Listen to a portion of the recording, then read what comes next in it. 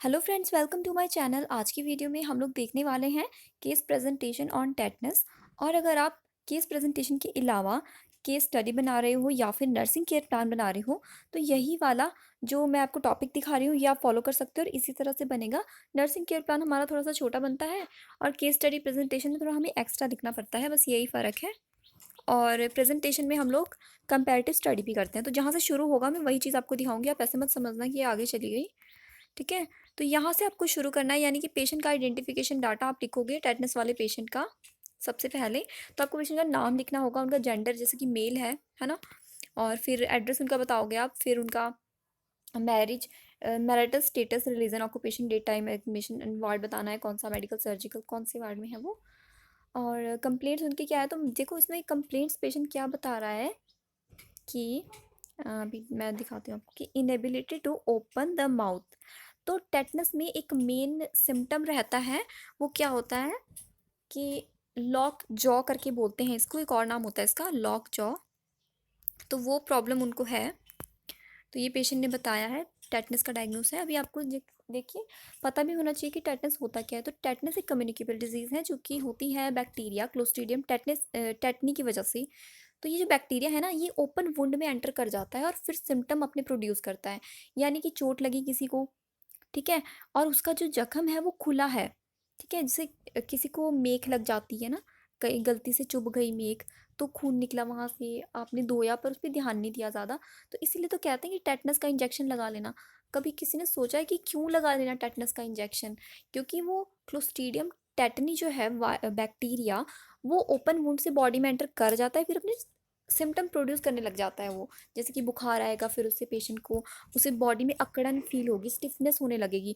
और इसमें लॉक जो जैसी प्रॉब्लम रहती है, जैसे कि जबड़ा लॉक हो जाता है, खुलता नहीं है ना, खाना खाया जाता है और एकदम अकड़न महसूस होती है, वीकनेस होती है, काफ़ी सारे सिम्टम्स में रहते हैं।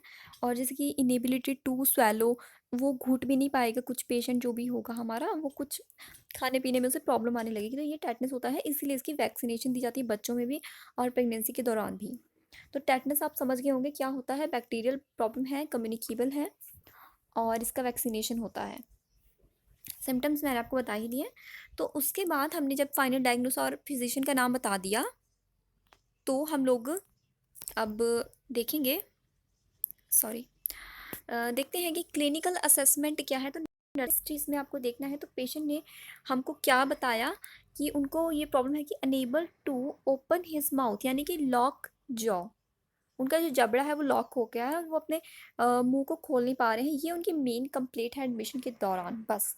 और इससे ज़्यादा उन्होंने कुछ नहीं बताया, ठीक है। फिर देखो, और पेशेंट के बारे में आपको बता देना है हिस्ट्री टेकन में कि पेशेंट का कोकोनट फार्म है, खेत है नारियल का, और इस ऐसे ऐसे उनका मुंह जो है वो लॉक हो गया है। Notice that his jaw was hard to control and he can't move it to open his mouth. तो बस ये बताया उन्होंने। उसके बाद पास्ट हिस्ट्री आपको पेशेंट की पूछनी है उनसे। तो जैसे जैसे उनके फैमिली मेम्बर्स या वो बताते हैं, तो आपको लिखना है कि उनको पास्ट हॉस्पिटलाइजेशन है, कोई ऐसा पास्ट हॉस्पिटलाइजेशन नहीं है, नो हिस्ट्री है, ठीक है। और उनको फीवर हुआ है पहले, कफ भी हुआ है, कोल्ड भी हुआ है। तो ये सारी प्रॉब्लम उनके पहले रही हैं, ये ऐसा नहीं है कि ये सारी जो प्रॉब्लम है वो टेटनस की प्रॉब्लम है, नहीं, ये पास्ट उनकी मेडिकल प्रॉब्लम है। उसके बाद फैमिली हिस्ट्री आपको बता देनी है पेशेंट की। तो उनके जो फादर मदर के बारे में बता दें कि वो डाइड हो चुके हैं। फैमिली ट्री भी आप छोटा सा बना लेना, इसमें नहीं होगा तो आप बना लेना, ठीक है। जो भी उनके अपना पूछ कर आपको खुद बना लेना है, आसान होता है फैमिली ट्री बनाना। और उनके फादर मदर जो है वो उनकी डेथ हो गई है और उनको पल्मोनरी इन्फेक्शन था मदर को, बस ये हमने लिख दिया। उसके बाद ये हमने लिखा है जो कि है पैटर्न ऑफ फंक्शनिंग। तो इसमें पैटर्न होम और हॉस्पिटलाइजेशन आता है, जिसके अंदर हम वन बाय वन करके फिल कर रहे हैं। जैसे कि ब्रीथिंग पैटर्न पेशेंट का बताना है आपको, ठीक है। अ, उसके बाद सर्कुलेशन, स्लीपिंग पैटर्न, कि वो कैसे दिन में कैसे सो रहे हैं, कितनी टाइम सोते हैं, ड्रिंकिंग पैटर्न और ईटिंग पैटर्न। तो ये सब चीज़ें आप पेशेंट से पूछ कर ही करोगे। फिर एलिमिनेशन पैटर्न आएगा आपका, जिसमें कि बाउल और यूरिनेशन आ जाता है, ठीक है। पर्सनल हाइजीन के बारे में। और लास्ट में क्या है, हाँ, उसके बाद है रिक्रिएशनल एंड एक्सरसाइज। तो ये आपको पेशेंट ही बताएंगे। उनका सोशियो इकोनॉमिक स्टेटस आपको लिखना है, उनका सोशियो कल्चरल बैकग्राउंड कैसा है, educational background, occupation, religious practice, ठीक है, इकोनॉमिक स्टेटस पेशेंट का, तो सब कुछ ये आपको जो पेशेंट है वही आपको बताएंगे। उसके बाद हमने पेशेंट का क्या देखा, क्लिनिकल इंस्पेक्शन, यानी कि उनके वाइटल्स चेक किए, जिसमें कि टेम्परेचर, पल्स, बीपी, सब कुछ आता है। ये जो CR है ये पल्स है, ठीक है, और ये RR तो रेस्पिरेटरी रेट है। फिर आपको हाइट वेट पेशेंट का बता देना है। फिर हम लोग फिजिकल असेसमेंट करते हैं, यानी कि फिजिकल एग्जामिनेशन पेशेंट का। तो ये देखिए, ये फिजिकल एग्जामिनेशन यहाँ से शुरू हो गया है, जिसमें कि हम जनरल अपीयरेंस सबसे पहले पेशेंट का लिखते हैं। हाँ, तो हम लोग जनरल अपीयरेंस में देख रहे हैं पेशेंट का। और उसके बाद ये देखिए, फिजिकल असेसमेंट में skin, hairs, nails, head, face, ये जितनी भी चीज़ें हमारे फिजिकल एग्जामिनेशन के अंदर इंक्लूड होती हैं सभी हमने लिखी हैं। आपको ये सारा कुछ पेशेंट का चेक करना है। ईयर्स चेक करना है, उनका हियरिंग कैसी है, और उनका ऑल्फैक्टरी नर्व यानी कि ऑल्फैक्टरी सेंसेस कैसी हैं, नोज से माउथ देखना है आपको, उनके दांत वगैरह की कैविटी तो नहीं है, कुछ और गम ब्लीडिंग तो नहीं है, टॉन्सिलाइटिस वगैरह। नेक में देखोगे आप, ठीक है, ब्रेस्ट पेशेंट का, और अपर एक्सट्रीमिटीज़। तो ब्रेस्ट वाली चीज़ आप हटा दो, जैसे कि पेशेंट हमारा मेल है तो आप मत लिखो। फिर आप चेस्ट के बारे में लिख लो, उनका ब्रीथिंग रेट लिख लो, उनका इंस्पेक्शन कर लो थोड़ा सा। रेस्पिरेटरी सिस्टम के बारे में हम लिखते हैं इसमें। कार्डियोवास्कुलर सिस्टम है, GI सिस्टम इसमें आता है, gastro urinary system, renal system जो होता है, फिर मस्कुलोस्केलेटल सिस्टम आता है। तो उसमें यही प्रॉब्लम है उनको कि have been on seizure attack, restless at few time, है ना। और बस ये आपको लिख लेना है। फिर इसमें जनरल अपीयरेंस में आप speech, language, hearing, mental status, emotional status patient का बताओगे।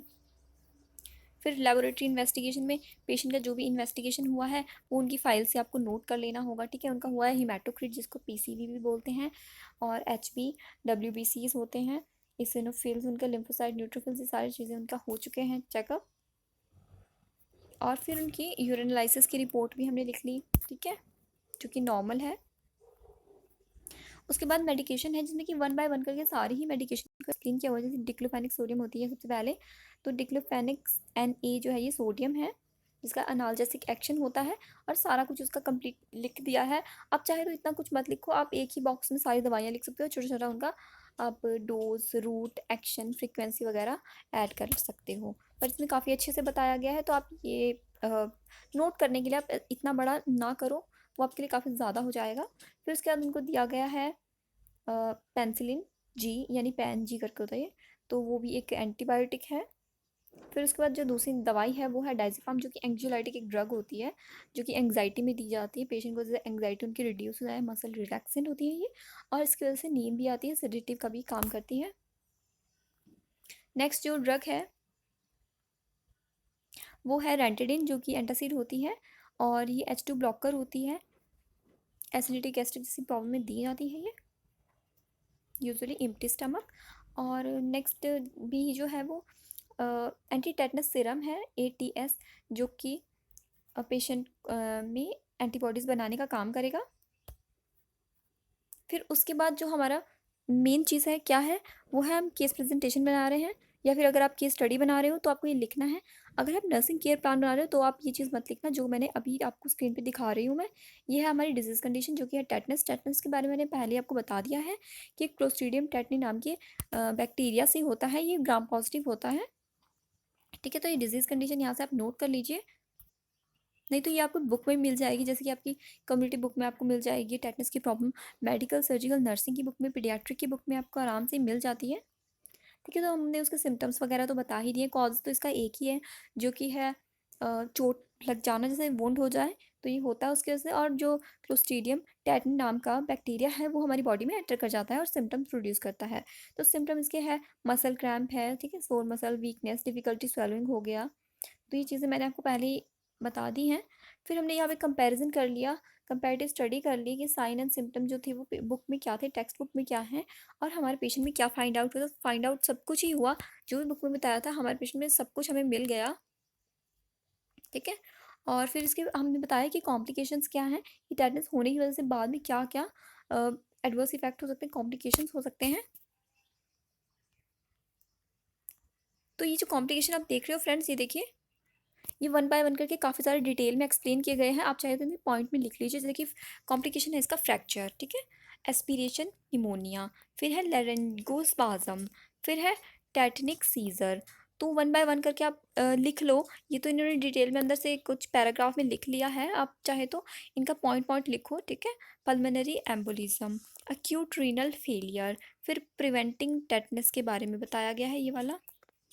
तो इसके लिए क्या है कि इम्यूनाइजेशन बेस्ट वे है टेटनस को प्रिवेंट करने का, क्योंकि जब आप इम्यूनाइज्ड हो जाओगे पहले ही टेटनस के लिए, तो जब भी टेटनस का वायरस आपके अंदर जाएगा तो वो पहले से ही उसके अगेंस्ट एंटीबॉडीज़ बनी होगी।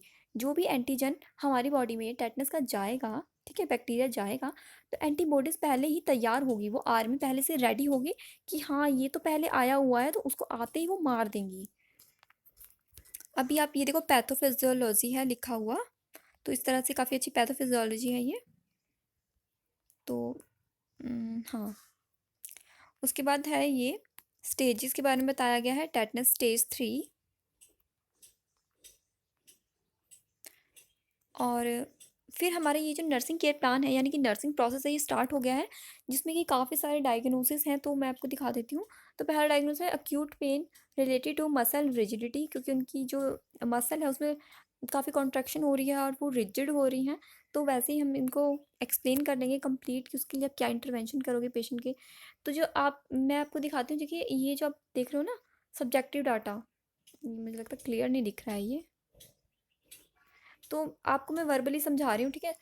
ये जो पेशेंट की लैंग्वेज है, लोकल लैंग्वेज में लिखा हुआ है। आपको पेशेंट की कंप्लेंट ऐसे करके लिखनी है कि patient says that I am suffering from pain and muscle rigidity, इस तरह से आप लिखोगे। ये तो कुछ लोकल लैंग्वेज में बना हुआ है, जैसे कि सब्जेक्टिव डाटा जो पेशेंट बोलता है वही होता है, तो उस तरह से इन्होंने बनाया है।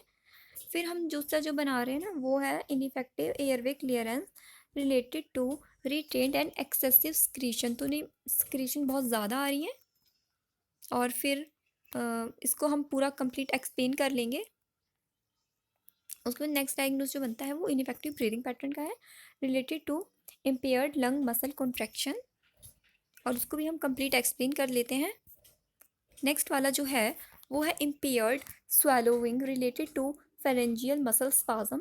तो उनको स्वेलोइंग में प्रॉब्लम है, वो उनका पैटर्न जो है वो डिस्टर्ब हो चुका है स्वेलो करने का, तो इसे भी हम एक्सप्लेन करेंगे। तो इसके लिए एनजी ट्यूब डालनी पड़ेगी उनको, क्योंकि वो स्वेलो ही नहीं कर पा रहे हैं। फिर नेक्स्ट है altered thermoregulation hyperthermal related to tissue trauma. तो इसमें फीवर भी जैसे आता ही है, तो उसके लिए स्पंज करेंगे उनको, पैरासीटामोल देंगे। ये तो ईजी है, ये तो आप कर ही लोगे।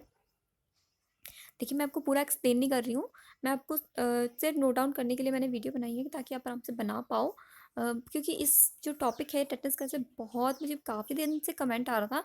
मैं देख रही थी कि मुझे रोज़ रोज़ टेटनस के लिए काफ़ी कमेंट आ रहे हैं, तो मैंने इसके लिए वीडियो बना ली। मैं इसलिए मैं मेन फोकस करती हूँ कि ज़्यादा से ज़्यादा कमेंट है तो मैं वीडियो बना देती हूँ, और मुझे थोड़ा टाइम भी कम मिलता है। तो नेक्स्ट है हमारा urinary incontinence related to bladder output outlet extraction obstruction. तो इसमें तो देखिए काफ़ी ज़्यादा ही डायग्नोस एक्सप्लेन करें, आपको तो सिर्फ 3 ही करने होते हैं ना, 3 या 4 करो बहुत है इतना, आपके टीचर खुश हो जाएंगे। इसमें तो बहुत सारे हैं, तो ये आपके लिए हेल्पफुल हो जाएंगे, आप पढ़ सकते हो इनको भी। उसके बाद है कि डिस्टर्ब स्लीपिंग पैटर्न भी हो रहा है पेशेंट का, तो हर तरह के डायग्नोस आप इसमें इंक्लूड कर रहे हो। देखो ब्रीथिंग पैटर्न वाला भी है, पेन वाला भी है, सारे ही डायग्नोस में आ रहे हैं। इम्पेयर्ड फिजिकल मोबिलिटी भी इसमें आएगा, क्योंकि पेशेंट का जो मसल रिजिडिटी हो रहा है ना, तो उस वजह से ये हो रहा है, और वीकनेस भी है बॉडी में उनको, और मसल स्ट्रेंथ भी डिक्रीज़ हो चुकी है। ऑब्जेक्टिव डाटा पढ़ लेना, उससे आपको क्लियर हो जाएगी चीज़ें। फिर उसके बाद हमने उनकी जो मेडिकेशन वगैरह हैं वो बता दी हैं। तो इसमें क्या है कि जो पेशेंट को डिसकंटिन्यू हो गई हैं दवाइयाँ, कुछ ट्रीटमेंट ऐसी होती है ना डिसकंटिन्यू हो जाती हैं, वो हमने इसमें लिखी हुई है। तो उनको पेनिसिलिन जो चल रही थी, डाइज़पाम, डिक्लोफेनेक सोडियम, रेटिडिन, ये सभी डिसकंटिन्यू हो गई हैं, बंद हो गई हैं यानी कि। फिर हमने ये जो है ना, यहाँ पर आप हेडिंग एक डालना, यहाँ पे एक आप हेडिंग लिखोगे, मैं लिख के बताती हूँ आपको। यहाँ आप लिखोगे हेल्थ एजुकेशन, ठीक है, ये हो गया हेल्थ और ये हो गया एजुकेशन। तो आप इसे समझ जाओगे इस तरह से आप हेल्थ एजुकेशन लिख लेना, ठीक है, समझ गए ना। उसके नीचे आपको लिखना है एक्सरसाइज एंड एक्टिविटी ट्रीटमेंट, ठीक है। तो मैं इसे हटा देती हूँ। तो हेल्थ एजुकेशन हमारी क्या है कि एक्सरसाइज और एक्टिविटी के बारे में पेशेंट को गाइड करेंगे, उनको ट्रीटमेंट के बारे में बताएंगे, ठीक है।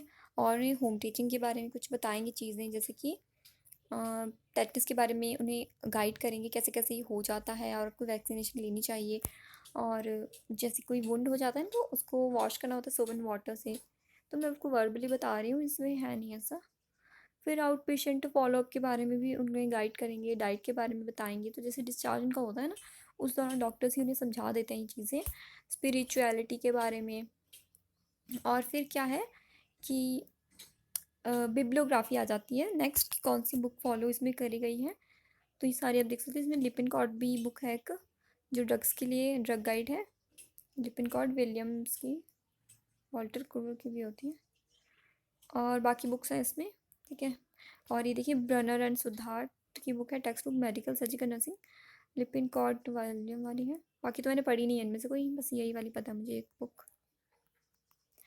तो मुझे लगता है फ्रेंड्स आपको समझ आ गया होगा टेटनस का जो हमारा केयर प्लान था। Okay, thank you, bye.